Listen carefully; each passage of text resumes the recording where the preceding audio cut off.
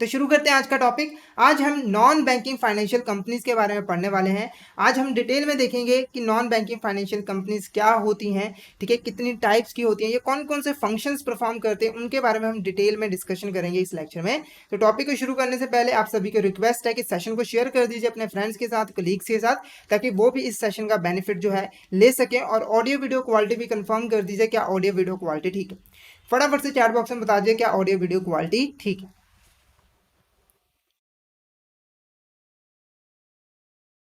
तो शुरू करते हैं नॉन बैंकिंग फाइनेंशियल कंपनीज, ये बेसिकली होती क्या है। तो जनरली देखो, नॉन बैंकिंग फाइनेंशियल कंपनीज ऐसी फाइनेंशियल इंस्टीट्यूशंस होती हैं जो बैंक जैसी ही फाइनेंशियल सर्विसेज प्रोवाइड करती हैं, पर वो बैंक नहीं होती, यानी कि उनके पास प्रॉपर बैंकिंग लाइसेंस नहीं होता। जैसे कि आप लोग को पता है कि इंडिया में अगर कोई पर्सन बैंक खोलना चाहता है, बैंक के काम करना चाहता है, तो उसको आरबीआई से लाइसेंस लेना जरूरी होता है। पर ये फाइनेंशियल इंस्टीट्यूशन ऐसी होती हैं जो कि बिना लाइसेंस के, बैंकिंग लाइसेंस के, बैंकिंग जैसी सर्विसेज ही प्रोवाइड करती हैं, ठीक है। अब जनरली देखो बैंक्स कौन कौन सी हमारे यहाँ पर सर्विसेज प्रोवाइड करती हैं। सबसे पहले देखो, ये डिपॉजिट एक्सेप्ट करती है, पब्लिक से पैसा डिपॉजिट एक्सेप्ट करती है और उसी पैसे को जो है वो लोन के रूप में देती है और उससे जो है इन्वेस्टमेंट करती है। तो ये कुछ इंपॉर्टेंट काम है जो कि एक बैंक परफॉर्म करता है। इसके अलावा भी बहुत सारे काम बैंक परफॉर्म करता है, पर आप ये इंपॉर्टेंट काम है जो बैंक परफॉर्म करता है, डिपॉजिट एक्सेप्ट करना, लोन देना और इन्वेस्टमेंट करना। तो ये जो हमारे नॉन बैंकिंग फाइनेंशियल कंपनीज हैं वो भी ये फंक्शन जो है परफॉर्म करती है, ये फाइनेंशियल सर्विसेज जो है देती है, पर उनके पास बैंकिंग लाइसेंस नहीं होता। इसीलिए हम इनको नॉन बैंकिंग, यानी कि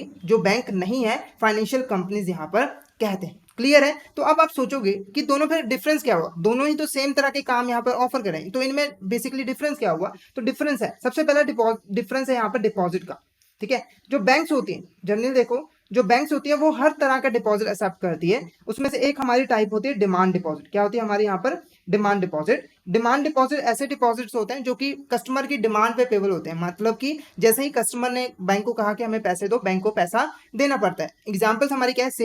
सेविंग अकाउंट से, करंट अकाउंट से। क्लियर है यहाँ पर, ठीक है। और जो नॉन बैंकिंग, ठीक है, जो नॉन बैंकिंग फाइनेंशियल इंस्टीट्यूशन होती है ना, वो डिमांड डिपॉजिट एक्सेप्ट नहीं कर सकती, उनके पास ये अथॉरिटी नहीं है कि वो पब्लिक से डिमांड डिपॉजिट एक्सेप्ट कर सके। तो ये हमेशा जब भी डिपॉजिट एक्सेप्ट करेगी वो एक फिक्स्ड पीरियड के लिए ही एक्सेप्ट करेगी। और ये डायरेक्टली पब्लिक से पैसा नहीं लेती, ये क्या करती है अपने डिफरेंट डिफरेंट स्कीम्स के जरिए, अपने डिफरेंट डिफरेंट प्रोडक्ट के जरिए जो है पब्लिक से डिपॉजिट एक्सेप्ट करती है, ठीक है। एग्जाम्पल के लिए इंश्योरेंस, ठीक है। इंश्योरेंस क्या करता है, हम जब भी इंश्योरेंस कराते हैं तो इंश्योरेंस कंपनी हमें अपनी पॉलिसीज भेजती है, ठीक है, और उसके अगेंस्ट हमसे डिपॉजिट एक्सेप्ट करती है। तो इसने हमें सर्विसेज दी, फिर हमने इसको पैसा दिया और इंश्योरेंस कंपनी ने वो पैसा जो है एक्सेप्ट किया। हम क्या करते हैं, महीने जब भी हमारा प्रीमियम की डेट आती है हम प्रीमियम भरते जाते हैं, एंड में जाके हमें एक लैमसम अमाउंट मिल जाती है, ठीक है। तो ये इंश्योरेंस कंपनी ये क्या है? नॉन बैंकिंग फाइनेंशियल कंपनी है, क्योंकि ये भी हमसे डिपॉजिट यहाँ पर एक्सेप्ट करें।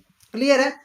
दूसरा डिफरेंस देखो क्या है, जो बैंक्स होती हैं वो जनरली यहाँ पर चेक्स वगैरह इशू कर सकती हैं, ठीक है। चेक्स हो गया, डिमांड ड्राफ्ट हो गया, ये वगैरह इशू कर सकती हैं। पर जो नॉन बैंकिंग फाइनेंशियल कंपनीज होती हैं उनके पास ये अथॉरिटीज नहीं होती है, वो ना तो चेक इशू कर सकते हैं ना ही डिमांड ड्राफ्ट इशू कर सकते हैं। क्लियर है। और दूसरा एक इंपॉर्टेंट यहाँ पर तीसरा हमारा जो इंपॉर्टेंट डिफरेंस है वो क्या होता है, जनरली देखो जो बैंक्स होती है ना वो पैसा डिपॉजिट लेने और लोन देने का काम दोनों साथ में करती है। मतलब कि एक जनरली बैंक आप देखो वो डिपॉजिट भी एक्सेप्ट करती है और लोन भी देती है। पर अगर आप generally non banking financial companies को देखो तो वो इन दोनों में से एक ही फंक्शन परफॉर्म कर रही होती है, या तो वो डिपॉजिट एक्सेप्ट कर रही होती है या फिर वो लोन दे रही होती है। जैसे एग्जांपल के लिए जो इंश्योरेंस कंपनीज है वो हमसे सिर्फ डिपॉजिट एक्सेप्ट करती है, आप कभी इंश्योरेंस कंपनी में जाके लोन नहीं ले सकते। ऐसे जो थूट फाइनेंस कंपनी है जो गोल्ड लोन वगैरह देती है तो वो सिर्फ हमें यहाँ पर लोन ही देते हैं, वो हमसे कोई पैसा डिपॉजिट एक्सेप्ट नहीं करते। तो ये भी एक बेसिक से यहाँ पर डिफरेंस है दोनों के बीच में। क्लियर है। तो आई होप आपको यहाँ पर नॉन बैंकिंग फाइनेंशियल कंपनीज का मीनिंग क्लियर हो गया होगा और आपको डिफरेंस भी क्लियर हो गया होगा कि बैंक्स और नॉन बैंकिंग फाइनेंशियल कंपनीज में डिफरेंस क्या होता है। क्लियर है। अब इसका हम डेफिनेशन भी देख लेते हैं। तो यहाँ पे देखो, इन non banking financial companies is a company registered under the companies act. ये इंपॉर्टेंट पॉइंट है कि जो नॉन बैंकिंग फाइनेंशियल कंपनी होती है वो एक कंपनी होती है, इसीलिए वो कंपनीज एक्ट के अंडर उसे रजिस्ट्रेशन करवानी पड़ती है। क्लियर है। तो कंपनीज एक्ट के जो रूल्स एंड रेगुलेशंस है वो नॉन बैंकिंग फाइनेंशियल कंपनीज में अप्लाई होती है, हालांकि जो आरबीआई है वो पूरा कंट्रोल इस पे रखता है। क्लियर है आपको। नेक्स्ट देखो, इन non banking institution has a principal business of receiving deposit under any scheme और अरेंजमेंट, ठीक है। तो जो नॉन बैंकिंग बिजनेस कंपनीज होती हैं उनका मेन काम क्या होता है, वो डिपॉजिट एक्सेप्ट करती हैं। अब डिपॉजिट कैसे एक्सेप्ट करती हैं, किसी स्कीम प्रोडक्ट के अगेंस्ट। इसके साथ साथ लोन्स वगैरह भी देती हैं, लीजिंग का भी काम करते हैं, हायर परचेज का भी काम करते हैं, इंश्योरेंस बिजनेस भी करते हैं, चिट बिजनेस भी करते हैं। तो ये डिफरेंट डिफरेंट इन्वेस्टमेंट टाइप के बिजनेस भी यहाँ पर नॉन बैंकिंग फाइनेंशियल कंपनी जो है करती है। क्लियर है। नेक्स्ट देखो क्या है, क्राइटेरिया फॉर एनबीएफसी। ठीक है, शॉर्ट में हम नॉन बैंकिंग फाइनेंशियल कंपनीज को एनबीएफसी भी कहते हैं, तो अब से हम इसको एनबीएफसी कहेंगे, तो आप समझ जाना। ठीक है, नाम बहुत ज्यादा बड़ा है वो, है ना। अब इस क्राइटेरिया क्या है, कैसे हम माने कि ये नॉन बैंकिंग कंपनी है और नहीं है। ठीक है, तो पहला देखो यहाँ पर, company must be registered in accordance with the companies act. ये जो एनबीएफसी है वो कंपनीज एक्ट के अंडर रजिस्टर होनी जरूरी है। अगर कोई कंपनी एनबीएफ कंपनीज एक्ट के अंडर रजिस्टर नहीं है तो उसको हम एनबीएफसी नहीं मान सकते। उसके बाद देखो, ये जो हमारी एनबीएफसी हो सकती है, या तो वो लिमिटेड कंपनी हो सकती है या फिर प्राइवेट लिमिटेड कंपनी हो सकती है, मतलब कि प्राइवेट भी हो सकती है, पब्लिक सेक्टर भी हो सकती है, इसके अलावा कुछ नहीं हो सकती। क्लियर आपको, मतलब पार्टनरशिप फॉर्म वगैरह ये नहीं हो सकती। क्लियर आपको। नेक्स्ट देखो यहाँ पर, the company net owned fund must be at least 2 crore. मतलब कि एनबीएफसी जो है उसके पास कम से कम नेट ओन्ड फंड कितने होने चाहिए, यहाँ पे 2 करोड़ रुपीज होने चाहिए। अब ये नेट ओन्ड फंड्स क्या होते हैं वो हम यहाँ पर आगे देखेंगे। तो ये बेसिक से क्राइटेरिया है, जब भी कोई एनबीएफसी बनना चाहती है तो ये उनको फुलफिल करना पड़ेगा। नेक्स्ट देखो क्या है, concept of owned funds and net owned fund. ठीक है, तो फंड्स का मीनिंग आपको क्लियर है कि किसी कंपनी के पास कितना यहाँ पर फंड्स अवेलेबल है। ओन्ड फंड्स का मतलब क्या है, ठीक है, ओन फंड का मतलब कि कितना पैसा एनबीएफसी का खुद का है, मतलब कितने फंड्स पे जो ओनरशिप है वो हमारी एनबीएफसी की है। क्लियर है आपको ओन फंड्स का मीनिंग। अब देखो, ओन फंड्स को कैलकुलेट करने के लिए हमें कुछ चीज को ऐड करना पड़ता है। अगर हमें किसी एनबीएफसी की ओन फंड्स को कैलकुलेट करना है तो हमें कुछ आइटम्स को ऐड करना पड़ेगा और कुछ आइटम्स को उसमें से डिडक्ट करना पड़ेगा। अब वो कौन कौन सी है तो वो हम यहाँ पर देखेंगे। सबसे पहले एडिशन। अगर आपको ओन्ड फंड कैलकुलेट करना, अभी मैं ओन्ड फंड की बात कर रहा हूँ, नेट ओन्ड फंड की नहीं। क्लियर है आपको। ओन्ड फंड की जब हम कैलकुलेट करेंगे तो हमें कौन कौन सी चीजें ऐड करनी है। सबसे पहले देखो, पेड अप इक्विटी कैपिटल, जो भी हमने इक्विटी शेयर्स इशू किए हैं उसके अगेंस्ट जितना पैसा हमारे पास आया उसको हम ऐड करेंगे। ठीक है, उसके बाद देखो, preference share which are compulsory convertible into equity. ठीक है, जो भी हमारे प्रेफरेंस शेयर्स है उनको हम ऐड करेंगे, पर इसकी एक कंडीशन है कि वो जो प्रेफरेंस शेयर्स हैं वो फुली कन्वर्टेबल हो इनटू इक्विटी शेयर, यानी कि इसको हम पर्टिकुलर टाइम के बाद इक्विटी शेयर्स में जो है कन्वर्ट कर ले। इसके अलावा कोई प्रेफरेंस शेयर्स होगा तो उसको हम ऐड नहीं करेंगे। नेक्स्ट क्या है, रिजर्व्स। जितने भी हमारे पास रिजर्व्स है, रिजर्व्स क्या होता है, जब भी कंपनी को प्रॉफिट होता है तो प्रॉफिट का कुछ हिस्सा जो है वो एक अलग अकाउंट में डाल देते हैं ताकि वो फ्यूचर में उस पैसे को यूज कर पाए, तो उसे हम क्या कहते हैं, रिजर्व। ठीक है, तो रिजर्व्स को भी हमें ऐड करना। अब रिजर्व्स कितने तरह के होते हैं, देखो सबसे पहले फ्री रिजर्व्स को हमें ऐड करना है। फ्री रिजर्व्स क्या होता है, जब भी हमें कोई प्रॉफिट होता है तो हम एक अकाउंट में उसको सिंपली डाल देते हैं और जब भी हमें जरूरत पड़ती है तो उसमें से हम पैसा ले लेते हैं, यूज कर लेते हैं, इसलिए हम उसको फ्री रिजर्व्स भी कहते हैं। नेक्स्ट को क्या है, कैपिटल रिजर्व। जब भी हम कोई अपनी कैपिटल एसेट सेल करते हैं और उस पर हमें कोई प्रॉफिट होता है तो उसको हम ट्रांसफर करते हैं कैपिटल रिजर्व में। नेक्स्ट देखो क्या है, सिक्योरिटी प्रीमियम रिजर्व। अब ये क्या होता है, तो यहाँ पर देखो, जब भी हम कोई अपने शेयर्स वगैरह इशू करते हैं ना मार्केट में, सिक्योरिटीज वगैरह इशू करते हैं, जब हम प्रीमियम पे इशू करते हैं यानी कि उसकी जो फेस वैल्यू है उससे ज्यादा प्राइस पे इशू करते हैं, तो वो जो पैसा है ना प्रीमियम का, जैसे मान लो 10 रुपए का शेयर था, हमने 12 रुपए का बेचा तो 2 रुपए प्रीमियम पे गया, तो ये जो प्रीमियम का पैसा है वो हमारे पास आता है, तो हम कहाँ पे इसको भेज देते हैं, सिक्योरिटी प्रीमियम रिजर्व। तो ये तीनों रिजर्व को हमें जो है इसमें ऐड करना है, किसमें, जब हमें ओन्ड फंड कैलकुलेट करना है। क्लियर है। नेक्स्ट देखो, इसमें एक और पॉइंट आपको ध्यान रखना है, अगर कोई रीवैल्यूएशन रिजर्व, ठीक है, रीवैल्यूएशन रिजर्व हो तो उसे हमें ऐड नहीं करना, उसे हमें माइनस करना है। क्लियर आपको। रीवैल्यूएशन रिजर्व का मतलब क्या होता है, जब हम अपनी एसेट्स को दोबारा से उसकी वैल्यू कैलकुलेट करते हैं। ठीक है, हमने मान लो 5 साल पहले उसको खरीदा था एसेट को, आज के टाइम में जो मार्केट में उसका प्राइस चल रहा है उसके हिसाब से हमने उसकी वैल्यू कैलकुलेट की तो वो ज्यादा निकली। ठीक है, तो उससे जो ज्यादा पैसा है ना उसको हमने एक रिजर्व में ट्रांसफर कर दिया जिसको हम रीवैल्यूएशन रिजर्व कहते हैं। ठीक है, तो रीवैल्यूएशन रिजर्व को हमें ऐड नहीं करना है जब हमें ओन्ड फंड कैलकुलेट करना है। क्लियर है आपको। तो ये कुछ चीजें थी जिनको हमें एडिशन करनी है। उसके बाद देखो डिडक्शंस क्या क्या चीजें करनी है। ठीक है, मैंने स्टार्टिंग में बोला था कि डिडक्शन करनी भी जरूरी है। सबसे पहले देखो, अक्यूमुलेटेड बैलेंस ऑफ लॉस। अगर किसी भी तरह का यहाँ पर लॉस होता है, आपको कोई लॉस हुआ है, उसको आपको माइनस करना, ऑब्वियसली बात है माइनस करना है। नेक्स्ट देखो, डेफर्ड रेवेन्यू एक्सपेंडिचर, कोई डेफर्ड रेवेन्यू एक्सपेंडिचर है तो उसे भी आपको माइनस करना है। अब ये डेफर्ड रेवेन्यू एक्सपेंडिचर क्या होता है बेसिकली, तो यहाँ पर देखो, अगर कोई आपने ऐसा एक्सपेंडिचर किया जो कि बहुत बड़ी अमाउंट में आपने कर दिया, ठीक है, और आप जो है उसको सेट ऑफ जो है आने वाले कई सालों में करने वाले हो। जैसे एग्जाम्पल के लिए आपने मान लो यहाँ पर 5 करोड़ रुपए एडवर्टाइजमेंट पे खर्च कर दिए, ठीक है, और आप क्या करोगे, अब हर साल 1-1 करोड़ रुपए जो है चार्ज करोगे। जैसे प्रॉफिट एंड लॉस अकाउंट बनाना होता है ना, उसमें सारे एक्सपेंसेस शो करने होते हैं, तो हर साल आप जो है 1 करोड़ रुपए इसमें से जो है सेटअप करोगे, एज अ एक्सपेंस शो करोगे। तो इसे हम क्या कहते हैं, डेफर्ड रेवेन्यू एक्सपेंडिचर। तो जितना भी डेफर्ड रेवेन्यू एक्सपेंडिचर है वो सारा का सारा यहाँ पर माइनस करना जरूरी है। उसके बाद देखो इनटेंजिबल एसेट, किसी भी तरह के इनटेंजिबल एसेट्स है, यानी कि ऐसी एसेट्स जो कि एक्चुअली में उनकी फिजिकल एग्जिस्टेंस नहीं है पर वो एसेट्स हैं, ठीक है, जैसे कि गुडविल हो गया, ट्रेडमार्क हो गया, इनको हमें माइनस करना है, ठीक है। तो जब हम इन सबको प्लस करेंगे और उसमें से इन सब चीजों को माइनस कर देंगे तो लास्ट में जो अमाउंट बच जाएगी वो हमारा क्या कहलाएगा, यहाँ पर ओन्ड फंड। क्लियर है आपको, लास्ट में जो अमाउंट बच जाएगा वो क्या कहलाएगा, हमारा यहाँ पर ओन्ड फंड। उसके बाद नेक्स्ट देखो क्या है, हमें अब नेट ओन्ड फंड कैलकुलेट करना है कि एक्चुअली में उस एनबीएफसी के पास कितने फंड्स पे उसकी ओनरशिप है। अब ये क्या होता है, इसको कैलकुलेट करने के लिए हमें क्या करना होता है, ओन्ड फंड में से कुछ चीजें जो है यहाँ पर माइनस करनी होती है।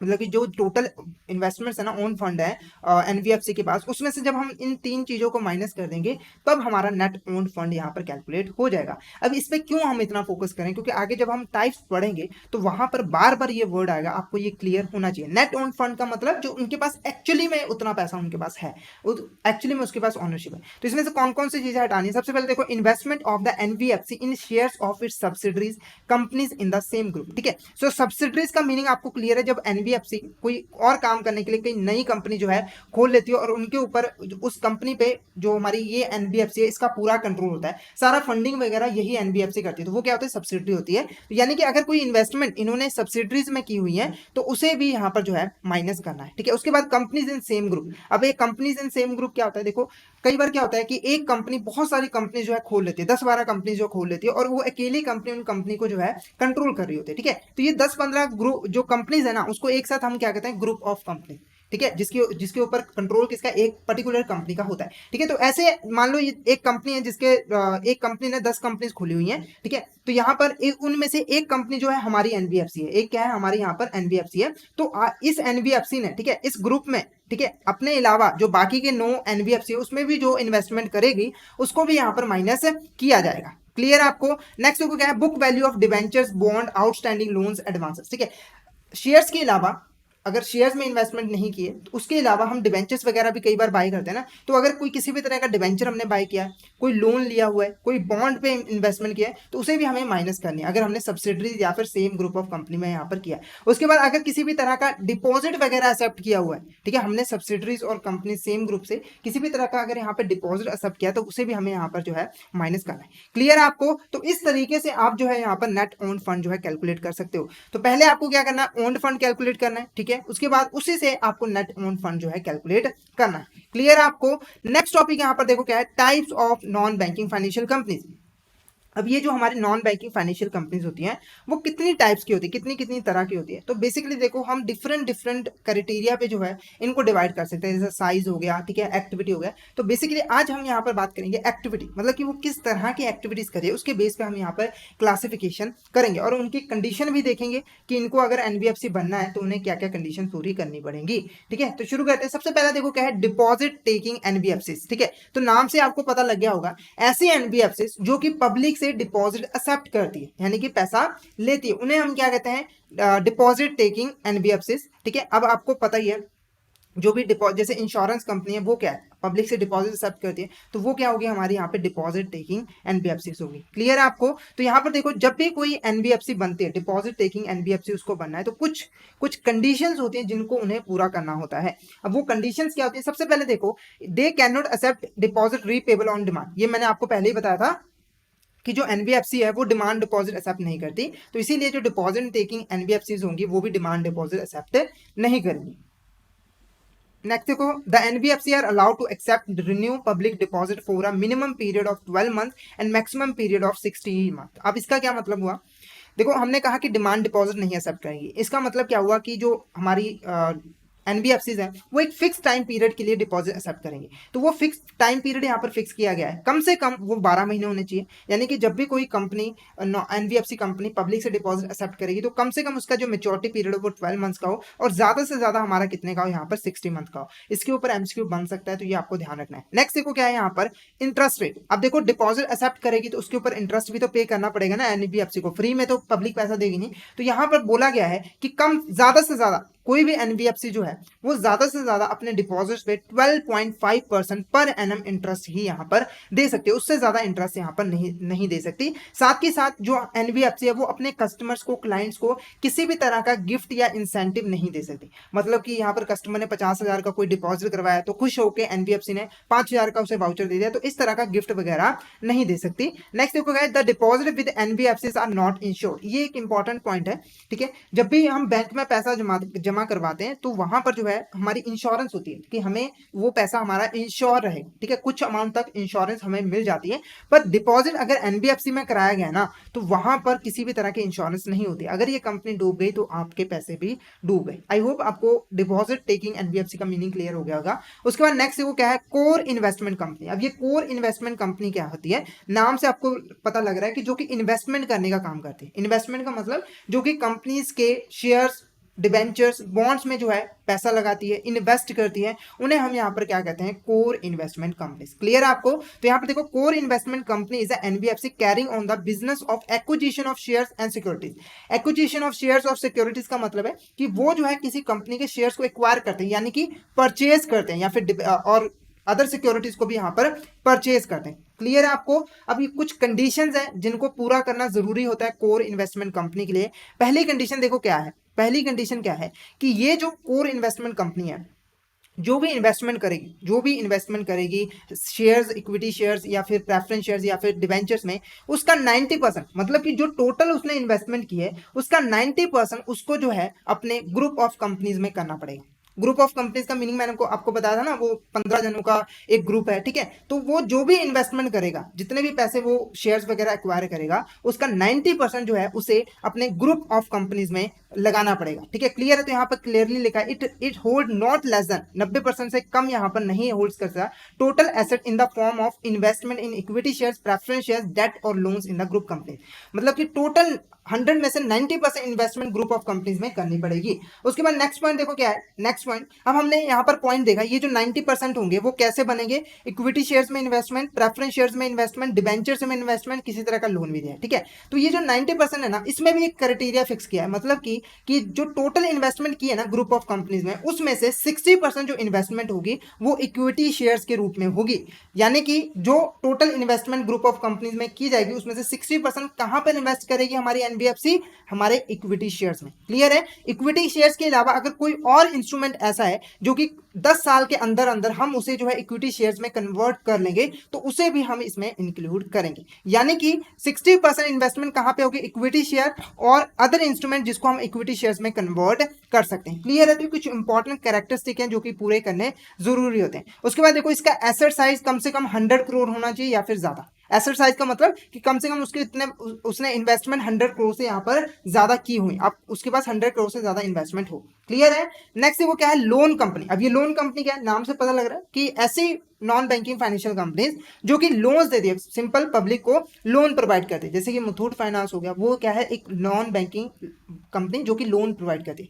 वो हमसे गोल्ड लेती है और उसके बदले में हमें लोन यहाँ पर प्रोवाइड करती है, ठीक है। तो यहाँ पर देखो, ऐसी कंपनी जिसका प्रिंसिपल बिजनेस क्या होता है, यहाँ पर लोन्स एडवांसेस प्रोवाइड करना, ठीक है। यहाँ पर जनरल पब्लिक को, ठीक है, कंपनीज को, ठीक है, फर्म्स वगैरह को यहाँ पर लोन प्रोवाइड करने, ताकि वो उस पैसे से अपने बिजनेस वगैरह को कर पाए, अपने पर्सनल नीड्स वगैरह को यहाँ पर फुलफिल कर पाए, उनकी ग्रोथ हो सके। तो इनका मेन काम क्या होता है, यहाँ पर लोन देने का।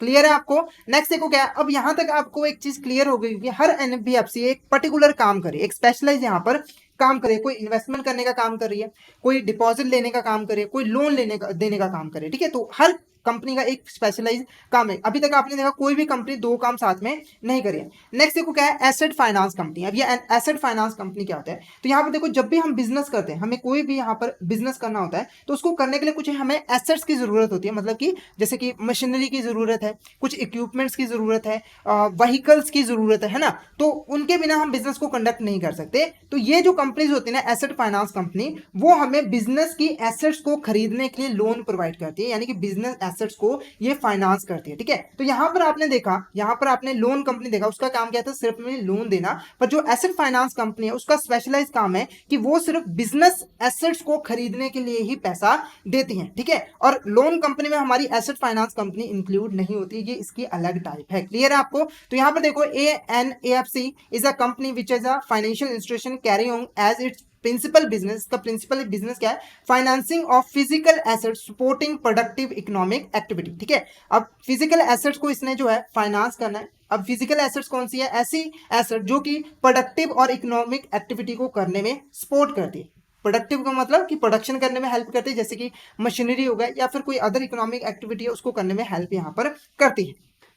ठीक है, तो ये हमारी क्या थी यहाँ पर एसेट फाइनेंस कंपनी। नेक्स्ट देखो क्या है, इंफ्रास्ट्रक्चर फाइनेंस कंपनी। ठीक है, इंफ्रास्ट्रक्चर फाइनेंस कंपनी क्या होती है, देखो ऐसी कंपनी जिसका मेन काम होता है इंफ्रास्ट्रक्चर प्रोजेक्ट को यहाँ पर पैसा देना। यानी कि जब कोई कंपनी इंफ्रास्ट्रक्चर कोई बिल्ड करना चाहती है, रोड्स बनाना चाहती है, हाईवेज बनाना चाहती है, तो उन्हें ये कंपनी जो है फंड्स प्रोवाइड करती है। तो इंफ्रास्ट्रक्चर बनाने के लिए फंड्स वगैरह यहाँ पर प्रोवाइड करती है। तो यहाँ पर देखो infrastructure finance company is a financial institution engage in the principal business of providing infrastructure loans to the company. ठीक है, जो भी कंपनीज इंफ्रास्ट्रक्चर बनाने के लिए पैसा लेना चाहती है उनको ये प्रोवाइड कर देती है। अब इसके भी कुछ इंपॉर्टेंट कंडीशंस होती हैं, वो भी हम यहाँ पर देख लेते हैं। तो यहाँ पर देखो जो हमारी इंफ्रास्ट्रक्चर फाइनेंस कंपनी होती है उन वो जो भी लोन देते हैं, ठीक है, जो उन्होंने टोटल लोन दिया 100% लोन में से कम 75% लोन उन्हें जो है यहाँ पर इंफ्रास्ट्रक्चर लोन के रूप में ही देना पड़ेगा। यानी कि अगर 100 रुपए वो लोन देते हैं तो उसमें से 75 रुपए उन्हें इंफ्रास्ट्रक्चर की यहाँ पर लोन देना पड़ेगा। तो यहाँ पर क्लियरली लिखा है total asset in the infrastructure loan. Clear है, एसेट का मतलब आपको समझ में आ ही गया होगा कि जो कंपनीज, अब देखो जो इंफ्रास्ट्रक्चर फाइनेंस कंपनी ये लोन देती है, तो ये जो भी लोन देती है वो इसके लिए क्या होती है, एसेट होती है। ठीक है, तो यहाँ पर कभी आपको एसेट वर्ड दिखे तो आपने समझ जाना। ठीक है, तो टोटल एसेट में से 75 उसका जो है यहाँ पर इंफ्रास्ट्रक्चर लोन के रूप में होना चाहिए। उसके बाद देखो it has minimum net own fund of 300 crore. ठीक है, तो यहाँ पर अगर किसी कंपनी को इंफ्रास्ट्रक्चर फाइनेंस कंपनी बनना है तो कम से कम उसके पास 300 करोड़ नेट ओन फंड होने चाहिए। ठीक है, ये हमने ऑलरेडी यहाँ पर समझ लिया। उसके बाद देखो it has to maintain capital to risk weighted asset ratio. ठीक है, 15% इसको जो है यहाँ पर CRAR जो है मेंटेन करना पड़ेगा। अब ये क्या होता है, बेसिकली देखो इसका काम क्या है, यहाँ पर लोन देना। जब भी लोन देते हैं तो उसमें खतरा होता है कि जो सामने वाला पर्सन है वो डिफॉल्ट कर देगा, मतलब कि पैसा वापस नहीं करेगा। तो हर एसेट के साथ एक रिस्क अटैच होता है, तो इसीलिए इनको कुछ हिस्सा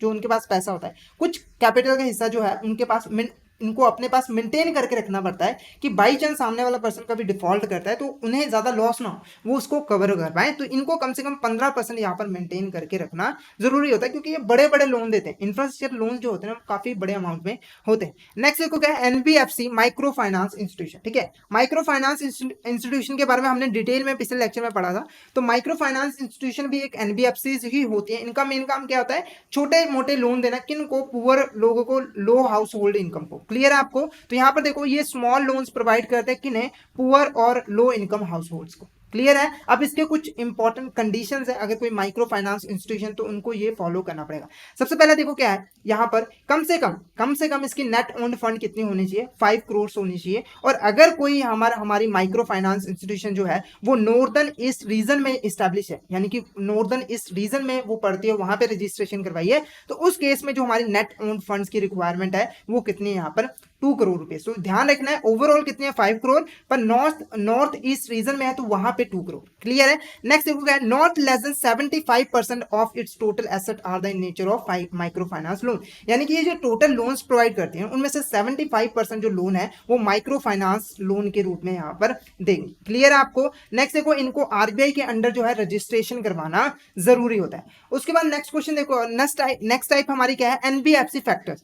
यानी कि एनबीएफसी, ऐसी एनबीएफसी जो कि फैक्टरिंग सर्विसेज प्रोवाइड करती हैं, जो फैक्टरिंग का काम करती हैं, उन्हीं को हम यहाँ पर क्या कहते हैं, एनबीएफसी फैक्टर्स। अब ये फैक्टरिंग क्या होती है, तो इसको एक एग्जांपल के साथ समझेंगे। तो यहाँ पर देखो, जब भी कोई पर्सन बिजनेस करता है, मान लो ये बी पर्सन है, वो बिजनेस करता है, ठीक है, तो वो अपने सामान को उधार पे भी बेचता है, मतलब कैश पे भी बेचता है, उधार पे भी बेचता है, ठीक है। जब वो उधार पे बेचता है तो सामने वाले पर्सन से उसे एक कमिटमेंट मिलती है कि वो जो पैसा वो पर्टिकुलर टाइम पीरियड में जो है लौटा देगा, ठीक है। तो यहाँ पर देखो, मान लो बी पर्सन है, ए पर्सन को जो है यहाँ पर सामान बेचा 50,000 का, और उसने कहा मैं जो आपको 3 महीने के अंदर जो है पेमेंट कर दूंगा। तो बी पर्सन ने इससे रिटर्न में लिख लिया, एक डॉक्यूमेंट पे जो है साइन करवा लिया, और ए ने कहा ठीक है मैं इस साइन कर देता हूँ और 3 महीने बाद आपको जो है पेमेंट कर दूंगा। अब ये जो बी पर्सन है उसको इस सामान की जो पेमेंट है वो 3 महीनों के बाद मिलेगी, कितने 3 महीनों के बाद, ठीक है। पर इस बी पर्सन को ना फंड्स की जरूरत अभी पड़ गई, इसी वक्त जैसे ही इसको बिल मिला, इसको अभी के अभी जो है फंड्स की जरूरत पड़ेगी। इसको हम बिल ऑफ एक्सचेंज कहते हैं, ये ध्यान रखना, ठीक है। तो अब बी पर्सन क्या करता है ना, ये बी पर्सन के पास ऑप्शन होती है कि ये एनबीएफसी के पास जाए और ये जो है बिल ऑफ एक्सचेंज है इसके अगेंस्ट लोन ले ले, ठीक है। तो एनबीएफसी बेसिकली क्या करती है, ये जो बिल ऑफ एक्सचेंज है वो ले लेती है, ठीक है। और इसमें जो अमाउंट होती है, जैसे मान लो इसमें 50,000 है, इसमें से क्या करती है अपने चार्जेस, ठीक है, क्योंकि अब इसको जो पैसा मिलेगा वो एनबीएफसी को पैसा मिलेगा 3 महीनों के बाद, ठीक है। तो 3 महीनों तक जो चार्जेस बनते हैं ना एनबीएफसी के, वो यहाँ पर डिडक्ट कर लेता है और बाकी के अमाउंट किसे दे देता है, ए पर्सन को दे देता है, बी पर्सन को दे देता है। मान लो 10,000 उसने जो है यहाँ पर अपने चार्जेस ले लिया एनबीएफसी ने, और 40,000 बी पर्सन को मिल गया। तो 3 महीने पहले, ठीक है, 3 महीने पहले इसको जो है 40,000 रुपए मिल गए। तो इस सर्विस को हम यहाँ पर क्या कहते हैं, फैक्टरिंग की सर्विसेज, ठीक है। तो जो एनबीएफसी ऐसी सर्विसेज परफॉर्म करती हैं उन्हें हम यहाँ पर क्या कहते हैं, एनबीएफसी फैक्टर्स। क्लियर है आपको। तो यहाँ पर देखो कुछ इसकी भी इंपॉर्टेंट यहाँ पर कंडीशंस हैं जो कि हम यहाँ पर देखेंगे। सबसे पहले देखो, सबसे पहले जो इसके टोटल एसेट्स हैं, ठीक है, जितने भी मान लो इसके 100% एसेट्स हैं, उसमें से कम इसकी जो 50% एसेट है वो फैक्टरिंग सर्विसेज से आनी चाहिए, यानी कि फैक्टरिंग बिजनेस जो वो परफॉर्म कर रहे हैं ना उससे यहाँ पर आनी चाहिए, ठीक है। तो फैक्टरिंग में बेसिकली वो क्या कर रहे हैं, यहाँ पे लोन ही तो दे रहे हैं, यहाँ पे लोन ही दे रहे हैं ना, ये कंपनीज लोन ही दे रहे हैं उसको, 3 महीने बाद पेमेंट मिला है, 3 महीने की उसको जो है लोन दे दिया, ठीक है। तो अब ये जो लोन दिया है वो इनके लिए क्या है, एसेट्स है, ठीक है। जो इन्होंने टोटल लोन्स वगैरह दिए हैं उसमें से कम 50% उन्हें जो है ये जो फैक्टरिंग के लिए लोन दिया ना उसमें से आने चाहिए, ठीक है। उसके बाद नेक्स्ट देखो, फिर से यहाँ पे 50% की कंडीशन है। इसका मतलब क्या हुआ कि जो ये टोटल इनकम कमाती है, ठीक है, अपने बिजनेस ऑपरेशंस को करके जो टोटल इनकम कमाती है उसमें से 50% कम से कम इसे जो है यहाँ पर फैक्टरिंग बिजनेस से आना चाहिए। किससे आना चाहिए, यहाँ पर फैक्टरिंग बिजनेस से जो है आना चाहिए। ये इंपॉर्टेंट कंडीशंस है अगर किसी को यहाँ पर एनबीएफसी फैक्टर की कैटेगरी में आना है, एनबीएफसी फैक्टर बनना है, तो ये कुछ कंडीशन है जिनको पूरा करना जरूरी होता है। नेक्स्ट देखो क्या है, मॉर्टगेज गारंटी कंपनी। तो अब पहले इसको समझने से पहले हमें मॉर्टगेज समझना है ये क्या होता है। तो यहाँ पर देखो, जब भी हम कभी बैंक के पास लोन लेने जाते हैं, क्या कहते हैं, बैंक के पास लोन लेने जाते हैं, तो वो बैंक हमसे क्या करता है, एक सिक्योरिटी डिमांड करता है। जैसे मान लो एक ए पर्सन है, इसने 50,000 रुपये बैंक से लोन लेना है, ठीक है। तो यहाँ पर देखो बैंक क्या कहेगा, इसके अगेंस्ट मुझे कोई ऐसी सिक्योरिटी दो ताकि अगर फ्यूचर में जाके आपने डिफॉल्ट किया, आपने मुझे 50,000 रुपये नहीं दिए, तो उस केस में मैं जो है उस प्रॉपर्टी या फिर सिक्योरिटी को बेच के पैसा रिकवर कर सकूं, ठीक है। तो यहां पर देखो, जब भी कोई बॉर्रोवर बैंक को कोई इमूवेबल प्रॉपर्टी का मतलब जो कि मूव नहीं कर सकती, जैसे कि हमारी प्रॉपर्टी हो गई, हमारा हाउस हो गया, कोई लैंड हो गई, ठीक है, ऐसी प्रॉपर्टी को बैंक के पास गिरवी रखता है, बैंक के पास एज अ सिक्योरिटी गिरवी रखता है, तो उसे हम यहां पर क्या कहते हैं, मॉर्टगेज। क्या कहते हैं हम उसको, मॉर्टगेज। बैंक जो है उस पर एक चार्ज क्रिएट करता है जिसे हम मॉर्टगेज का नाम देते हैं। तो इस केस में अगर एक पर्सन कभी डिफॉल्ट करता है तो बैंक उस इमूवेबल प्रॉपर्टी को जो सिक्योरिटी के लिए रखी गई थी उसको बेच के पैसा रिकवर कर सकता है, ठीक है। तो मॉर्टगेज गारंटी कंपनी क्या होती है बेसिकली। अब देखो, ये जो बैंक पैसा देती है, ठीक है, ये जो बैंक पैसा देती है, इनको रिस्क होता है कि फ्यूचर में जाके ये जो सामने वाला पर्सन था, ए पर्सन था, वो उसे पैसा नहीं देगा। तो यहाँ पर ये जो मॉर्टगेज गारंटी कंपनी है ना, वो यहाँ पर गारंटी दे देती है। मतलब ये क्या काम करती है बेसिकली, ये जो ए पर्सन है ना, इसके बिहाफ पर बैंक को एक गारंटी भी प्रोवाइड कर देते हैं, जिससे बैंक के पास यहाँ पर दो, ठीक है, यहाँ पर दो सिक्योरिटी आ जाती है। गारंटी ये क्या प्रोवाइड करता है कि बाई चांस अगर ये जो पर्सन है वो डिफॉल्ट करता है कि आपको जो है ये लोन का पैसा नहीं देता है, तो उस केस में हम जो है आपको लोन का पैसा देंगे। क्लियर है। तो इसी को हम यहाँ पर क्या कहते हैं, मॉर्टगेज गारंटी कंपनी। यानी कि जब भी यहाँ पर कोई मॉर्टगेज हुआ हो, हमने कोई इमूवेबल प्रॉपर्टी बैंक को दे के लोन लिया है, तो उस केस में ये कंपनी बैंक को गारंटी देती है बॉर्रोवर के बेस पर कि बॉर्रोवर जो है टाइमली यहाँ पर पेमेंट कर देगा, और अगर बॉर्रोवर डिफॉल्ट करता है तो उसे ये पेमेंट जो है करनी पड़ेगी। क्लियर है आपको। अब इसकी भी कुछ यहाँ पर कंडीशंस है, ठीक है। तो पहले मीनिंग देख लेते हैं यहाँ पर। Mortgage guarantee company is a company which primarily transact and deals with the business of providing mortgage guarantee. वो मोर्टगेज गारंटी प्रोवाइड करने का काम करते हैं, ठीक है। अब इसके इंपॉर्टेंट कंडीशंस क्या है? सबसे पहले it has net own fund of 100 crore, ठीक है। कम से कम इसके पास 100 करोड़ के नेट ओन फंड होने चाहिए जब ये बिजनेस को स्टार्ट करेगा। मतलब अगर आज बिजनेस स्टार्ट कर रहा है तो कम से कम इसके पास नेट ओन फंड जो है 100 करोड़ होने चाहिए। उसके बाद नेक्स्ट देखो, MSG are financial institution for which at least 90% of the business turnover is mortgage guarantee business. तो टर्नओवर क्या होता है? जब हम बिजनेस करते हैं तो जो टोटल हम सेल्स वगैरह करते हैं ना, वो हमारी क्या होती है? टर्नओवर होती है। तो यहाँ पर कंडीशन बोली गई है कि टोटल, ठीक है, टोटल ये जो काम करेगी, इनको जो टर्नओवर होगा उसका 90% इसको जो है मोर्टगेज गारंटी से आना चाहिए। साथ के साथ जो इसकी जो टोटल इनकम होती है, ठीक है, जो इसको टोटल इनकम रिसीव होती है उसमें भी 90% इनकम जो है उसको मोर्टगेज से आना चाहिए। क्लियर? आपको मोर्टगेज गारंटी को देके यहाँ पर आना चाहिए। तो यहाँ पर सिमिलैरिटी आप देख सकते हो, जो हमारा फैक्टर था ना उसमें भी कुछ कुछ ऐसा ही सेम था, ठीक है। तो इसमें भी कुछ कुछ ऐसा ही, बस डिफरेंस है 90%। 90%। क्लियर है? नेक्स्ट देखो हमारे यहाँ पे शेडो बैंकिंग इन इंडिया, ठीक है। अभी शेडो बैंकिंग क्या होती है? तो सिंपली देखो, शेडो बैंकिंग एक ऐसा कॉन्सेप्ट है जिसमें बैंक के अलावा कुछ अदर एंटिटीज, ठीक है, जो कि यहाँ पर बैंकिंग की सर्विसेज ही यहाँ पर प्रोवाइड करती है। क्योंकि जो बैंकिंग है ना, उनकी सर्विसेज हर लोगों तक नहीं पहुंच पाती। तो यहाँ पर कुछ ऐसी एंटिटीज होती हैं जो कि बैंकिंग रेगुलेशन से अलग होती है। मतलब कि वो बैंक्स नहीं होती है, पर वो बैंक की तरीके से ही सर्विसेज प्रोवाइड करती हैं। उसी को हम यहाँ पर क्या कहते हैं? Shadow banking. क्लियर है? जिसमें ऐसी एंटिटीज जो बैंकिंग रिलेटेड सर्विसेज प्रोवाइड करेगी, पर वो बैंकिंग रेगुलेशन सिस्टम से यहाँ पर बाहर होगी। मतलब कि उस पर बैंक की तरीके से रेगुलेशन नहीं किया जाता, वो बैंकिंग रेगुलेशन से बाहर होती है। क्लियर है आपको? एग्जाम्पल आपको पता है, जो हमारी एनबीएफसीज हैं वो सारी की सारी ही हमारी शेडो बैंकिंग के अंडर ही आती है। आई होप आपको यहाँ पर क्लियर हो गया होगा। नेक्स्ट देखो क्या है? Regulators of NBFCs. अब रेगुलेटर आप लोगों को पता है कि एनबीएफसीज को रेगुलेट कौन करता है? तो इन जनरल मैं आपको बता दूं, इंडिया में जितनी भी एनबीएफसीज हैं उसको रेगुलेट करने का काम किसका होता है? हमारा यहाँ पर रिजर्व बैंक ऑफ इंडिया। ठीक है, किसका? Reserve bank of India. अगर आपसे कोई जर्नल में पूछे कि एनबीएफसी को कौन रेगुलेट करता है, तो आंसर आपका क्या होगा यहाँ पर? हमारा रिजर्व बैंक ऑफ इंडिया। पर इनमें से कुछ ऐसी एनबीएफसी जो कि बहुत बड़े लेवल पे काम करती है, उनके ऊपर जो रेगुलेशन है कुछ अदर बॉडीज जो है वो परफॉर्म करती है। मतलब कि इन जनरल तो आरबीआई करते हैं, उनमें से कुछ एनबीएफसी ऐसी हैं जिनके ऊपर रेगुलेशन करने के लिए कुछ अलग से यहाँ पर बॉडीज जो है बनाई हुई हैं, और वो जो है आरबीआई की जगह पर उनकी रेगुलेशन करती हैं। ठीक है, अब ये जो एनबीएफसीज हैं जो कि आरबीआई के अलावा दूसरे रेगुलेटर्स के अंडर आती हैं, उनको आरबीआई के अंडर रजिस्ट्रेशन करवाने की जरूरत नहीं होती है, और आरबीआई उनको जो है डायरेक्टली कंट्रोल नहीं कर होता है। क्लियर है? जैसे एग्जांपल के लिए यहाँ पर देखो, अगर कोई यहाँ पर वेंचर कैपिटल फंड्स है, मर्चेंट बैंकिंग कंपनीज है, स्टॉक ब्रोकिंग कंपनीज है, ठीक है, उन पे ऊपर जो रेगुलेशन करता है वो कौन करता है? हमारा सेबी करता है। जो हमारा securities exchange board of India है ना, वो जो है यहाँ पर venture capital funds, merchant banking पे जो है रेगुलेशन करता है। क्लियर है? ऐसे ही जो हमारी इंश्योरेंस कंपनीज होती हैं, ठीक है, इंश्योरेंस कंपनी भी हमारी एनबीएफसीज है, उनको रेगुलेट कौन करता है? हमारा insurance regulatory development authority of India. यानी कि इंश्योरेंस कंपनी को रजिस्ट्रेशन कहां पे करवानी पड़ती है? हमारी IRDAI। क्लियर है आपको? ऐसे ही जो निधि कंपनीज है, ठीक है, जो निधि कंपनीज है उनको कौन रेगुलेट करता है? Ministry of corporate affairs. Clear आपको? तो ये मैं सिर्फ आपको नाम बता रहा हूं कि ऐसी एनबीएफसी जो है इनको रेगुलेट करने के लिए अलग अलग जो है बॉडीज यहाँ पर बनाई गई हैं। तो इसके ऊपर एमसीक्यू बन सकता है कि कौन से एनबीएफसी को कौन सा यहाँ पर बॉडी जो है रेगुलेट करती है। तो निधि कंपनी को कौन करती है? हमारी मिनिस्ट्री ऑफ कॉर्पोरेट अफेयर्स। ऐसे ही जो चिट कंपनीज हैं, जो चिट फंड वगैरह प्रोवाइड करती हैं, उनको स्टेट गवर्नमेंट जो है वो यहाँ पर मॉनिटर करती है।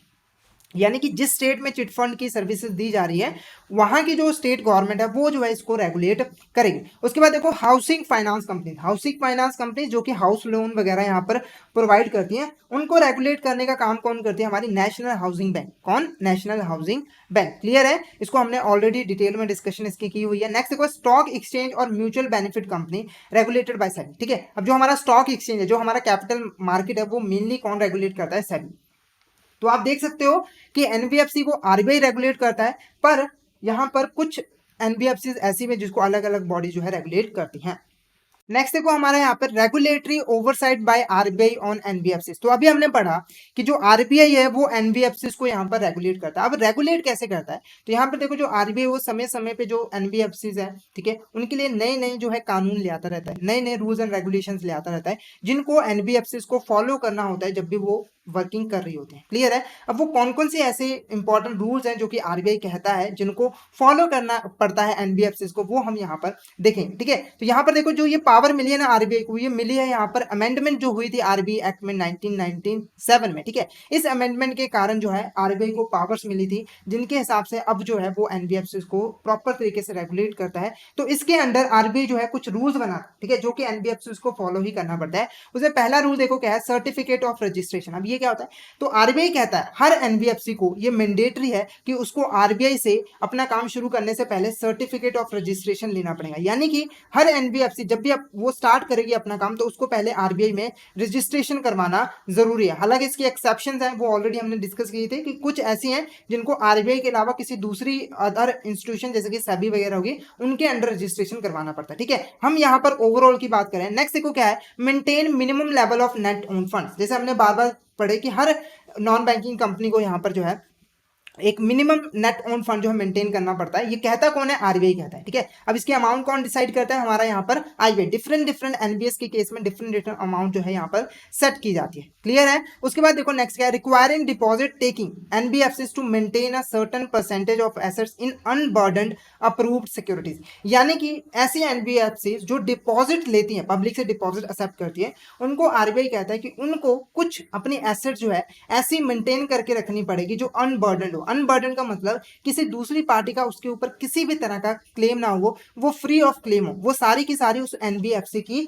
होनी चाहिए। ठीक है, तो अपने टोटल एसेट का कुछ हिस्सा जो है उसे ऐसे मेंटेन करके रखना ही पड़ेगा। नेक्स्ट देखो क्या है यहाँ पर, requiring all NBFC to create reserve fund. ठीक है, हर एनबीएफसी को एक रिजर्व फंड कैलकुलेट जो है क्रिएट करना पड़ेगा और हर साल उन्हें जो प्रॉफिट होगा उसका 20% जो है उस रिजर्व फंड में ट्रांसफर करना कंपलसरी होगा। ठीक है, ये कंपलसरी है, कोई भी एनबीएफसी हो जब भी उसको प्रॉफिट होगा उसका 20% रिजर्व फंड में ट्रांसफर करना जरूरी होता है। क्लियर आपको? उसके बाद देखो यहाँ पर अकाउंटिंग करते वक्त जो ये एनबीएफसी अकाउंटिंग करती है ना, तो उसके रिगार्डिंग भी आरबीआई कई गाइडेंस देता है। जैसे कि इनकम रिकग्निशन, किसी एनबीएफसी को कब मानना है कि उसे इनकम रिसीव हो गई कि नहीं हुई। ठीक है, क्योंकि जब इनकम रिसीव हो जाती है तब हमें उसे बुक्स ऑफ अकाउंट में एंट्री करनी पड़ती है, तो उसके रिगार्डिंग भी यहाँ पर आरबीआई जो है बताता रहता है। ऐसे अलग अलग अकाउंटिंग स्टैंडर्ड्स भी यहाँ पर बताता रहता है। नेक्स्ट देखो क्या है, empowering RBI to issue direction to NBS और their auditor with regard to their preparation of balance sheet, profit and loss account, disclosure of liabilities. ठीक है, तो यहाँ पर देखो जो आरबीआई है वो एनबीएफसी को डायरेक्ट करता है कि उन्हें अपनी बैलेंस शीट कैसे बनानी है, प्रॉफिट एंड लॉस अकाउंट कैसे बनाना है, उसको अपनी लायबिलिटीज को कैसे शो करना है। ठीक है, जैसे आप लोगों को पता है कि हर कंपनीज को, ठीक है, एक नॉर्मल कंपनीज भी होती है तो उनको यहाँ पर बैलेंस शीट और प्रॉफिट एंड लॉस अकाउंट बनाना जरूरी होता है ताकि उससे लोगों को पता लग सके कि एक्चुअली में बिजनेस की हालत अभी कैसी है, ताकि वो उसमें इन्वेस्टमेंट कर सके। तो यहाँ पर आरबीआई समय समय में बोलता रहता है कि हमें ऐसे बैलेंस शीट वगैरह बनानी है। नेक्स्ट देखो क्या, empowering RBI to prohibit NBFC from alienating asset. ठीक है, तो यहाँ पर देखो ये एनबीएफसी को आरबीआई जो है एसेट्स को एलिनेट करने से भी रोक सकता है। एलिनेट का मतलब क्या होता है कि जब कोई पर्सन अपनी एसेट को वॉलंटरी अपनी मर्जी से जो है दूसरी पार्टीज को बेचना शुरू कर देता है, तो आरबीआई जो है वो एनबीएफसी को इसके लिए रोकता है कि वो जो है फ्रीली वॉलंटरली यहाँ पर किसी पर्सन को यहाँ पर एसेट्स नहीं बेच सकता। क्लियर है? साथ के साथ वाइंडिंग अप के लिए भी यहाँ पर पिटीशन दे सकता है। यानी कि अगर कोई एनबीएफसी की हालत बहुत ज़्यादा खराब है, वो अच्छे से काम नहीं कर पा रही है, उसके पास इतने फंड्स नहीं है, ठीक है, वो डिफॉल्ट करने के कगार पे, तो उस केस में आरबीआई यहाँ पर उसको वाइंड अप यानी कि बंद करने के लिए पिटीशन भी दे सकता है। पिटीशन का मतलब होता है एप्लीकेशन देना। ठीक है, जहाँ भी हायर अथॉरिटी है वहाँ पर आरबीआई कह सकता है कि इसको प्लीज इसको जो है बंद कर दीजिए। क्लियर है आपको? नेक्स्ट देखो क्या है, बैंक फाइनेंस टू एनबीएफसी। अब ये बैंक फाइनेंस टू एनबीएफसी क्या है, तो बैंक का मीनिंग आपको क्लियर है। ठीक है, वो लोन वगैरह देती है। एनबीएफसी का भी आपको मीनिंग क्लियर है। ठीक है, अब देखो जो एनबीएफसी है उनको फंड्स की, उनको भी तो फंड्स की जरूरत होती है ना, उनको भी तो पैसा चाहिए, तभी ना वो यहाँ पर लोन वगैरह दे सकती है। अगर कोई एनबीएफसी है जिसको लोन चाहिए, ठीक है, लोन के बिना काम नहीं चलता, तो यहाँ पर देखो जो बैंक्स है ना वो एनबीएफसी को पैसा दे देती है। यानी कि एनबीएफसी को फाइनेंस कौन कर देता है, बैंक कर देता है, पैसा दे देता है। तो इसके ऊपर अब आरबीआई क्या कहता है, तो वैसे तो देखो आरबीआई ने बिल्कुल फ्री कर दिया है, जो हमारी बैंक्स है वो अपनी मर्जी से जो है एनबीएफसी को लोन वगैरह बांट सकती है जैसे उनको ठीक लगे, जिसपे उनको ज्यादा यहाँ पर प्रॉफिट हो। पर उसके कुछ रिस्ट्रिक्शंस भी है, मतलब कुछ ऐसी एक्टिविटीज हैं जिनके ऊपर आरबीआई ने रोक लगाई हुई है। मतलब कि कुछ ऐसी एनबीएफसी जो पर्टिकुलर एक्टिविटीज कर रही हैं जिनके बारे में आरबीआई ने कहा है उनको यहाँ पर कितना लोन देना है या फिर लोन देना भी है कि नहीं देना है, वो आरबीआई जो है बैंक को बताता है। अदरवाइज बैंक को पूरी खुली छूट है कि वो बैंक यहाँ पर जैसे मर्जी जो है लोन वगैरह बांट सकते हैं। क्लियर है? तो इसके रिगार्डिंग हम दो पार्ट्स में इसको पढ़ेंगे। पहला देखो, bank finance to NBFC registered with RBI. हमने देखा कि कुछ एनबीएफसी जो है वो यहाँ पर आरबीआई के साथ रजिस्टर्ड होती है और कुछ जो है अदर बॉडीज के साथ रजिस्टर्ड होती है। तो अगर कोई एनबीएफसी जो है वो आरबीआई के साथ रजिस्टर्ड है तो आरबीआई जो है बैंक को कहता है कि कुछ स्पेसिफिक एक्टिविटीज ही होंगी जिसके लिए आप यहाँ पे लोन प्रोवाइड कर सकते हो एनबीएफसी के। इसके अलावा आप किसी भी तरह का लोन नहीं दे सकते। अब ये कौन कौन सी एक्टिविटीज होती है? सबसे पहले देखो, इंफ्रास्ट्रक्चर फाइनेंसिंग। अगर कोई कंपनी इंफ्रास्ट्रक्चर फाइनेंसिंग काम का इंफ्रास्ट्रक्चर फाइनेंसिंग का काम करती है और उसके लिए पैसा मांग रहे तो आप लोन दे दो, ठीक है। इक्विपमेंट लीजिंग है, हायर परचेज है, लोन फैक्टरिंग है, इन्वेस्टमेंट एक्टिविटीज है, एज पर आरबीआई गाइडलाइन, जो आरबीआई कहता है, ठीक है, तब आप इसको लोन दे दो, अदरवाइज इसको लोन नहीं दे सकते। इसके अलावा अगर कोई कंपनी यहाँ पे सेकंड हैंड एसेट खरीदना चाहती है, उसको खरीदने के लिए फाइनेंस मांग रही है, तो उस केस में बैंक जो है फाइनेंस प्रोवाइड कर सकता है। नेक्स्ट देखो क्या है, नेक्स्ट यहाँ पर bank finance to NBFCs not requiring registration with RBI. ऐसी एनबीएफसी जो कि आरबीआई के साथ उन्होंने रजिस्ट्रेशन नहीं करवाई हुई है, तो इस केस में देखो बैंक, इसमें आरबीआई किसी भी तरह की गाइडलाइन नहीं देता है। इसमें बैंक खुद डिसाइड करता है कि उसको किसको लोन देना है, किसको लोन नहीं देना है, उसको कहाँ पे फायदा है, कहाँ पे नुकसान है। तो इसके रिगार्डिंग कोई भी स्पेसिफिक एक्टिविटी नहीं होती। बैंक को सही लगता है तो वो लोन दे देता है, अगर उसको सही नहीं लगता है तो उसको यहाँ पर लोन नहीं देता है, ठीक है। अब यहाँ पर देखो बैंक कैसे डिसाइड करता है कि उसे लोन देना है कि नहीं, तो कुछ क्राइटेरिया है जिनके बेस पर वो डिसाइड करता है। पहले देखो, पर्पस ऑफ क्रेडिट, ठीक है, जिस किस पर्पस के लिए वो क्रेडिट दे रही है, यानी कि एनबीएफसी किस पर्पस के लिए पैसा मांग रही है बैंक से। दूसरा क्या है, क्वालिटी ऑफ अंडरलाइंग एसेट, जो एसेट उसको गिरवी रखी जा रही है उसकी क्वालिटी कैसी है, ठीक है, रीपेमेंट कैपेसिटी कैसी है, ये सब चीजें देखने के बाद ही यहाँ पे लोन प्रोवाइड किया जाता है, ठीक है। तो आई होप आपको यहाँ पर bank to finance to NBFC clear हो गया होगा। नेक्स्ट देखो क्या है, fair practice code for NBFC, ठीक है। तो कल भी हमने यहाँ पर पढ़ा था, कल के लेक्चर में भी हमने पढ़ा था, एक फेयर प्रैक्टिस कोड होता है, ठीक है। फेयर प्रैक्टिस कोड में बेसिकली क्या होता है, कोई भी कंपनी, कोई भी इंडस्ट्री कैसे काम करेगी वो सारे रूल्स एंड रेगुलेशंस लिखे होते हैं। इसको बनाने का पर्पस क्या होता है, ताकि जो हमारी कंपनीज हैं, नॉन बैंकिंग कंपनीज है या फिर बैंक्स हैं, वो प्रॉपर तरीके से काम करे और जो हमारे डिपॉजिटर्स हैं उनका किसी भी तरह के यहाँ पर नुकसान ना हो, किसी भी तरह की उनके साथ बदतमीजी वगैरह नहीं की गई हो। क्लियर है आपको? तो यहाँ पर देखो, जैसे बैंक के लिए यहाँ पर कोड ऑफ कंडक्ट होता है, एनबीएफसी के लिए भी फेयर प्रैक्टिस कोड यहाँ पर होता है। इसके अंदर यहाँ पर बैंक्स को कुछ जो है इंफॉर्मेशन जो है प्रोवाइड करनी होती है, जैसे कि अगर कोई एप्लीकेशन यहाँ पर प्रोवाइड कर, कोई कस्टमर जो है वो लोन लेना चाहता है, तो प्रॉपर एप्लीकेशन होनी चाहिए, मतलब कि एक एप्लीकेशन फॉर्म होना चाहिए लोन का, जिसमें जो एप्लीकेंट है उसको सारी इंफॉर्मेशन मिल जाए कि लोन कैसे मिलेगा, कितनी क्या टर्म एंड कंडीशन, उसके बारे में सारा कुछ मिल जाना चाहिए। मतलब ऐसा ना हो कि कस्टमर आया, कोई कागजी कार्रवाई नहीं हो, सीधा लोन दे दिया, ऐसा नहीं होना चाहिए।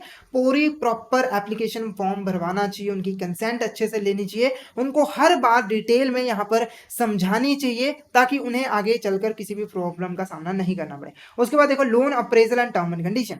अब ये जो लोन दिया जा रहा है, जो हमारा बॉर्बर है उसको जो लोन दिया जा रहा है, उसमें क्या टर्म एंड कंडीशन है वो भी लिखी होनी जरूरी होती है, ठीक है। अब देखो, कई बार क्या होता है कि हमारा जो कस्टमर होता है वो पढ़ा लिखा नहीं होता है, या फिर उसके पास इतना टाइम नहीं होता है कि वो एक एक चीज को डिटेल में जो है पढ़ पाए। तो उस केस में बैंक की रिस्पॉन्सिबिलिटी बनती है कि वो बॉर्वर को पूरी एक एक इंपॉर्टेंट डिटेल जो है लोन की बताए बॉर्वर को, ताकि उसको आगे चल के किसी भी तरह का जो है डिफिकल्टी ना हो, ठीक है। अब इन्फॉर्मेशन भी देखो ऐसी होनी चाहिए जो कि बॉर्वर के लिए इंपॉर्टेंट है, यानी कि ऐसी इन्फॉर्मेशन ना प्रोवाइड की जाए और जो कि बॉर्वर को चाहिए नहीं, उसका टाइम वेस्ट हो रहा है, ऐसा भी नहीं होना चाहिए। प्रॉपर इन्फॉर्मेशन देनी है, जैसे इंटरेस्ट रेट क्या चार्ज किया जा रहा है, क्या क्या चार्जेस डिडक्ट किए जाएंगे, लोन की अमाउंट क्या है, कैसे रीपेमेंट की जाएगी, टर्म एंड कंडीशंस क्या है, वो सारी यहाँ पर बतानी है। उसके बाद देखो, disbursement of loan including changes in terms and condition. जब यहाँ पे लोन दिया जाएगा, फाइनली जब सैंक्शन हो जाएगा, लोन डिसबर्स किया जाएगा, बॉर्रोवर को दिया जाएगा, ठीक है, वो उसके बारे में टर्म एंड कंडीशन बतानी है। साथ के साथ अगर किसी भी तरह के टर्म एंड कंडीशन में चेंज आता है, यानी कि जैसे इंटरेस्ट रेट है उसमें चेंज हुआ, पहले 5% बोला था 6% कर दिया, है ना, ऐसे ही हमारे जो पीरियड है 10 साल था 12 साल कर दिया, ठीक है, ऐसी कोई टर्म एंड कंडीशन चेंज होती है तो उसके बारे में भी यहाँ पर बताना है। उसके बाद देखो, ग्रीवियांस रेड्रेसल ऑफिसर, एक ग्रीवियांस रेड्रेसल ऑफिसर भी होना चाहिए, ठीक है। अगर बाई चांस जो कस्टमर है और जो बैंक है उनके बीच में कंफ्लिक्ट हो जाता है, लड़ाई हो जाती है, झगड़ा हो जाता है किसी चीज को लेकर, तो उसको सुलझाने वाला एक पर्सन भी होना चाहिए, ठीक है। और उनका जो नंबर वगैरह है, ठीक है, जो इंपॉर्टेंट है, कॉन्टैक्ट डिटेल्स है, वो सारी बैंक की ब्रांच में, जो नॉन बैंकिंग कंपनी है उसकी ब्रांच में जो है लगी होनी चाहिए, ताकि कस्टमर इजिली उसके पास जाए और या उनको कॉन्टैक्ट कर सके और अपना प्रॉब्लम यहाँ पर बता सके। नेक्स्ट होगा language and mode of communication of fair practice code. ठीक है, ये जो फेयर प्रैक्टिस कोड है इसको भी यहाँ पर कस्टमर को समझाना चाहिए कि जो फेयर प्रैक्टिस कोड है इसमें हम ये चीजें जो है आपके साथ करेंगे, इस तरीके से आपके साथ बिहेव किया जाएगा, ये सब चीजें जो है बतानी जरूरी होती है। उसके बाद regulation of excessive interest charge by NBFC. ठीक है, तो यहाँ पर देखो फेयर प्रैक्टिस कोड में यहाँ पर मैक्सिमम अमाउंट के जो इंटरेस्ट है वो भी यहाँ पर लिखा होना चाहिए कि एनबीएफसी जो है वो इससे ज्यादा इंटरेस्ट जो है चार्ज नहीं कर सकती।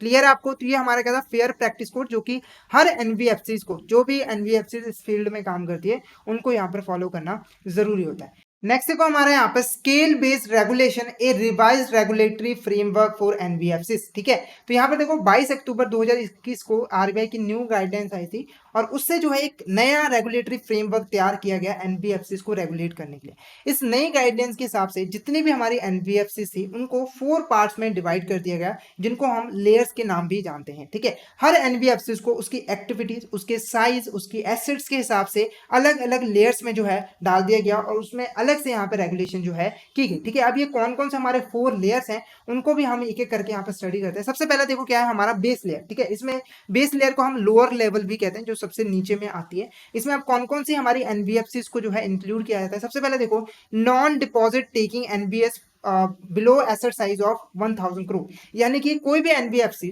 ठीक है, जो कि पब्लिक से डिपॉजिट एक्सेप्ट नहीं करती और उसके जो एसेट का साइज है वो 1000 करोड़ से कम है। क्लियर है, तो उसको हम बेस लेयर में रखेंगे। उसके अलावा NBFC peer to peer lending platform. ठीक है, अब ये peer to peer lending platform क्या होता है? तो जनरली देखो ऐसी एनबीएफसी जो कि यहाँ पर लैंडिंग करती है कस्टमर्स को ऑनलाइन मोड, मतलब कि इलेक्ट्रॉनिक फॉर्म में सारा काम किया जाता है, लैंडिंग जो है इलेक्ट्रॉनिक फॉर्म में की जाती है, तो उसको भी हम यहाँ पर बेस लेयर में इंक्लूड करेंगे। नेक्स्ट देखो एनबीएफसी अकाउंट एग्रीगेटर। ठीक है, अभी ऐसी एनबीएफसी जो अकाउंट एग्रीगेटर का काम करती है। अकाउंट एग्रीगेटर देखो क्या होता है, इसमें क्या होता है कि एक फाइनेंशियल इंस्टीट्यूशन में अगर किसी कस्टमर की इंफॉर्मेशन पड़ी हुई है, जैसे मान लो एक नॉन बैंकिंग फाइनेंशियल इंस्टीट्यूशन है, उसमें एक पर्सन, एक कस्टमर है। ठीक है, और यहाँ पर एक और यहाँ पर फाइनेंशियल इंस्टीट्यूशन है। ठीक है, वहां पर भी एक कस्टमर है। ठीक है, तो यहाँ पर जो अकाउंट एग्रीगेटर होता है ना, वो एक फाइनेंशियल इंस्टीट्यूशन से दूसरे फाइनेंशियल इंस्टीट्यूशन में ये जो एक कस्टमर है इसका जो डाटा वगैरह होता है, इन्फॉर्मेशन होता है, उसको शेयर करता है, उसको यहाँ पर ट्रांसफर करता है। अब ये जो इन्फॉर्मेशन शेयर की जाती है वो हमेशा जो हमारा कस्टमर है उसकी कंसेंट के हिसाब से ही होता है। जैसे मान लो यहाँ पर ए पर्सन है, वो अब किसी और फाइनेंशियल इंस्टीट्यूशन में जाना चाहता है। ठीक है, तो उसने क्या किया, अकाउंट एग्रीगेटर से हेल्प मांगी, उसने उसको सारी डिटेल्स यहाँ पर भेज दी, इसका क्या क्रेडिट स्कोर है। ठीक है, और उसके बेस पे इसको फटाफट से जो भी लोन वगैरह वो यहाँ पर मिल जाता है। ठीक है, तो जो अकाउंट एग्रीगेटर है वो भी हमारे बेस लेयर में ही आते हैं। नेक्स्ट देखो क्या है, non operative financial holding company. Sorry, जो हमारे यहाँ पर non operative financial holding company होते हैं वो भी हमारे बेस लेयर में आते हैं। ये बेसिकली क्या होता है, देखो ये ऑपरेशंस नहीं करते, ये बेसिकली क्या होता है, ये बनाए जाते हैं ताकि इससे एक नई बैंक को खोला जा सके। ठीक है, तो इसको हम आगे में और डिटेल में जो है स्टडी करेंगे। इसके साथ साथ NBFC not availing public funds और not having an customer interface, यानी कि जो पब्लिक से ज्यादा डील नहीं करती, जनरल पब्लिक से डील नहीं करती, उनसे किसी भी तरह का यहाँ पर फंड्स अवेल नहीं करती, वो भी बेस लेयर में ही आते हैं।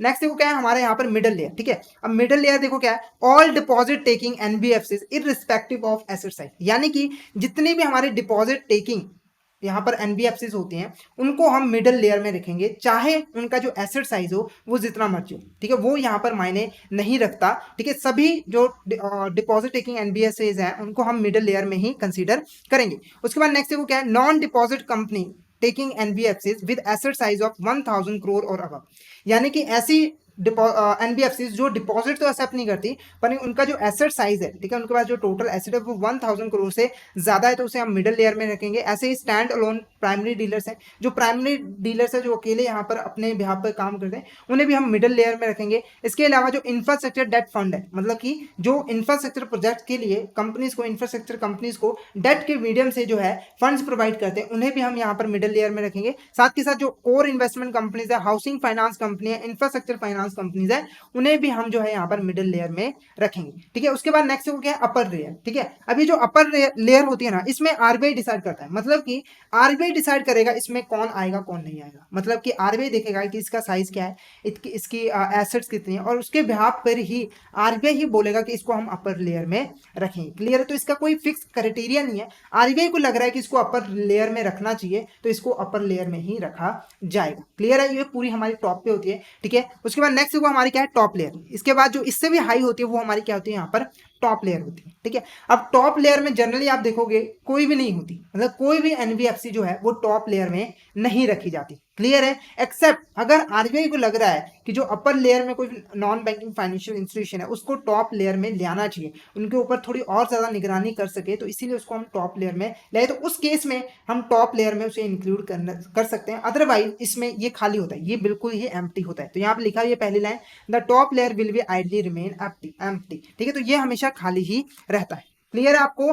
तो यहां तक हमने नॉन बैंकिंग फाइनेंशियल कंपनीज के बारे में डिटेल में पढ़ लिया। हमने पहले मीनिंग समझा कि नॉन बैंकिंग फाइनेंशियल कंपनीज क्या होती हैं, ठीक है। उसके बाद हमने काम फंक्शंस भी उसके देखे, उसकी टाइप्स भी देखी, रेगुलेटरी फ्रेमवर्क भी यहाँ पर देखा। तो अगर आपको यहाँ तक किसी भी तरह का डाउट हो तो आप चैट बॉक्स में जो है पूछ सकते हो। फटाफट से एक बार चैट बॉक्स में बता दीजिए कि आपको यहाँ तक क्लियर है। फटाफट से यहाँ पर चैट बॉक्स में बता दीजिए अगर आपको यहाँ पर क्लियर है। किसी भी तरह का डाउट हो तो आप चैट बॉक्स में पूछ सकते हो। नेक्स्ट हम इससे रिलेटेड कुछ इंपॉर्टेंट क्वेश्चन जो है वो करेंगे। फटाफट से मुझे चैट बॉक्स में बता दीजिए कि आपको यहाँ तक क्लियर है। फटाफट से बता दीजिए यहाँ पर।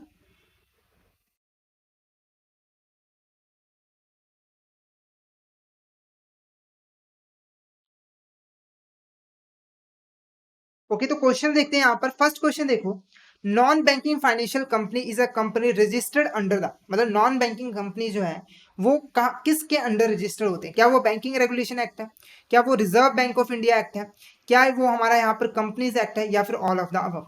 फटाफट से यहाँ पर मुझे बता दीजिए किसके अंडर जो है यहाँ पर नॉन बैंकिंग फाइनेंशियल कंपनी जो है वो रजिस्टर्ड होती।